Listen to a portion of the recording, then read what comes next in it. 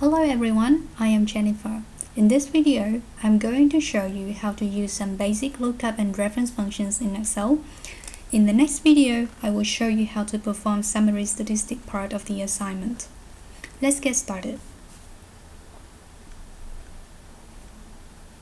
With the lookup and reference function, I will show you the VLOOKUP, HLOOKUP, match, index, and offset function. The VLOOKUP function can be used to search the first column of a range of cells and then return a value from any cell on the same row of the range. Let's open the practice data file to try an example.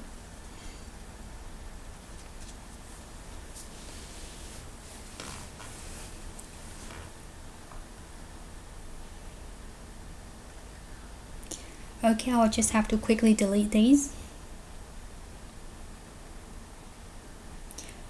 Okay, so here I have the monthly returns data for some hypothetical stocks for the period starting from the 31st of January 1999 to the 31st of July 2000. Say I would like to extract data for only the stock 1 and stock 10, and I am interested to know the returns of these two stocks on the 31st of January 2000. The VLOOKUP functions or vertical lookup function use the first column of a table as the lookup range. Therefore, with the first argument lookup values, you can only look for a date within the first column, which is the date column. Okay, so you then select the table for the table array arguments. I normally press F4 after the selection so I can freeze this table, and it will be easier when you try to copy the same formula to another cell. Okay, now the third argument would be the column index number, and because the data for the stock 1 is stored in the second column of the data table, I will type 2.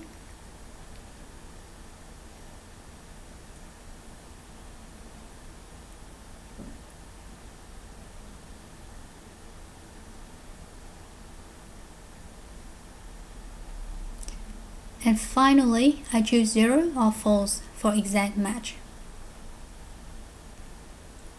Now you can copy the formula to the next cell. You can try again for the stock 10. Right, so do exactly the same thing. But now you know that the stock 10 is in the column 11th of the table, and therefore you would type 11. And I will also choose false for exact match. Now with the HLOOKUP function, on the other hand will use the first row of a table as a lookup range. So therefore, when you type HLOOKUP, the first argument they ask for lookup value, it has to be one of the stock within the range.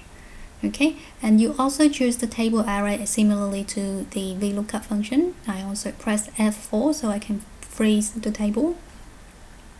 Now, in order to return the stock returns on the 31st of January 2000, I need to fill in the number, the row position. Okay, the row position of that value.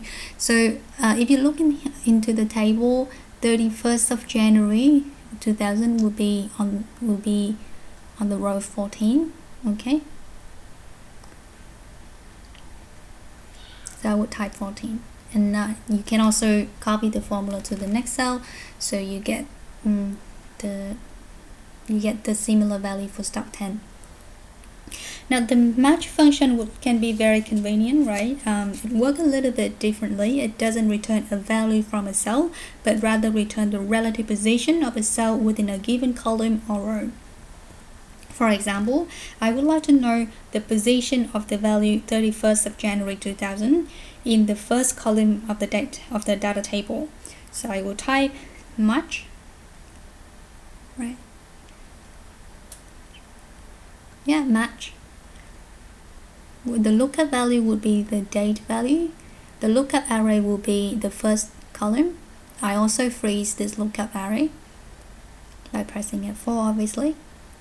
and 0 for exact match. So now it tells me that the position of the value is in the row 14th.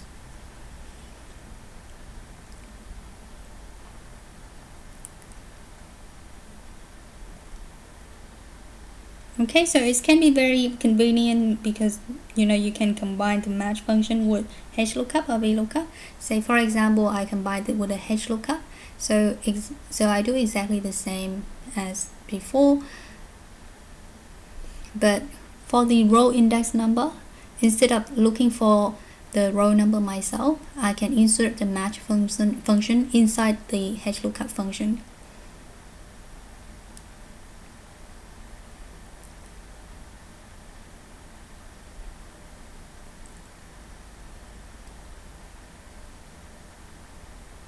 Oh, just ignore that. So the lookup value here is still the date value. Okay, and I will looking for that in the first column of the table. Press F4 and choose 0 for exact match. Now exit the match function. You need another values. Just ignore that. Yeah, you need another values false for the HLOOKUP function. Now you can copy this to the next cell. Okay, so you see what is not working here is that the match function, instead of matching for the date value, is actually matched for the start value. So you have to change that N8 cell inside the match function into M8.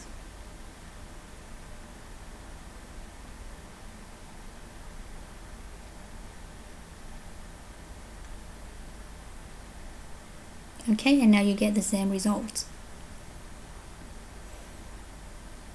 The index function is also quite useful. So given a data table, you can give the function a row and the column number, then it will give you the value in the intersection.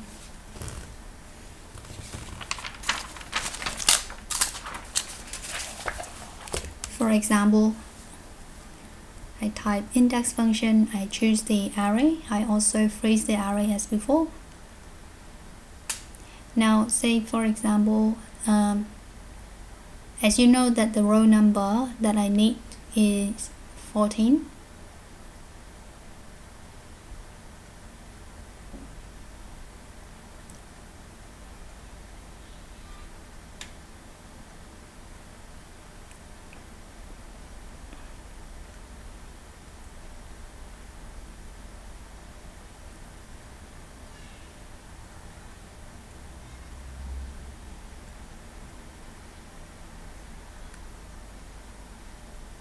Yeah, and the column number will be 2. So do the same. I will have the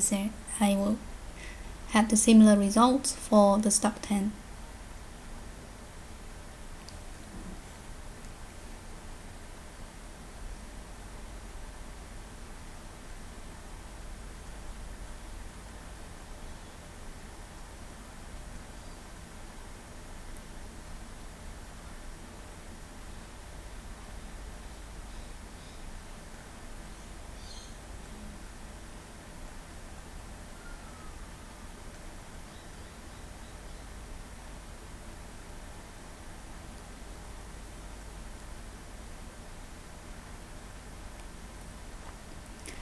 Now you see that you can also insert a match function inside the index function so that it can automatically return the relative position of row and number for you. And you also get results similar to the other functions. Now, the last function I would like to introduce to you is the offset function. It is quite interesting. With this function, given a reference cell, it will help you to navigate around that cell. So say for example, I want to select this cell. I would highlight it yellow, and I want this yellow cell to be my reference cell. I choose another range here as my targeted area. and I will color it green as my targeted range.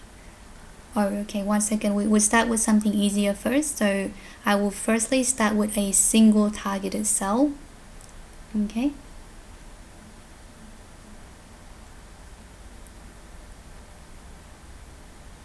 Yeah, right.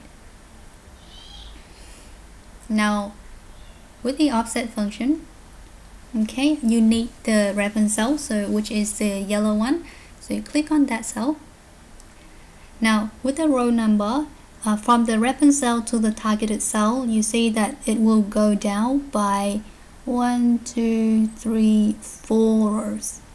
Okay, and therefore you would type 4 in the second argument.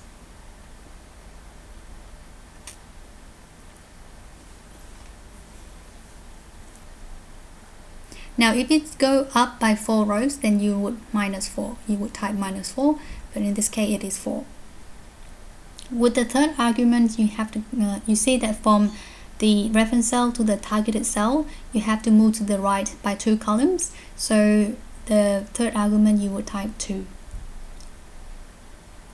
So you see if you go to the left by 2 columns, then you would type -2, but this case is 2. The height and width is optional, and if you only want to target a single cell, you don't need it. Okay, so let's try a more complicated example.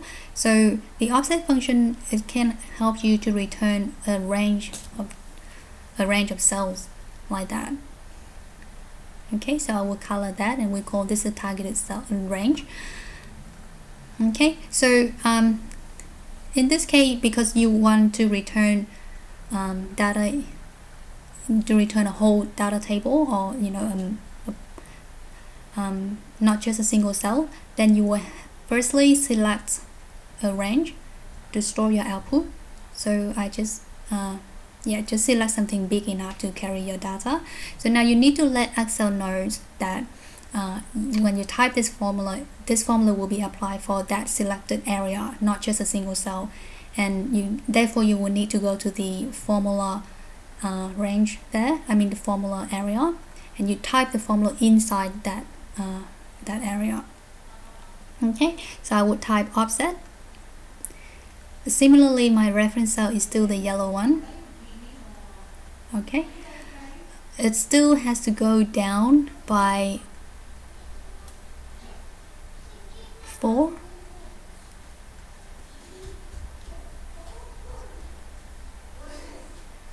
Or 3, yep.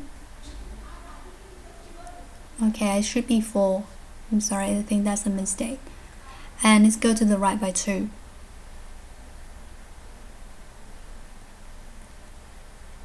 Okay, so with the height, you see that the height of the data is 5 rows, and the width is 3 columns. So you type 5 and 3.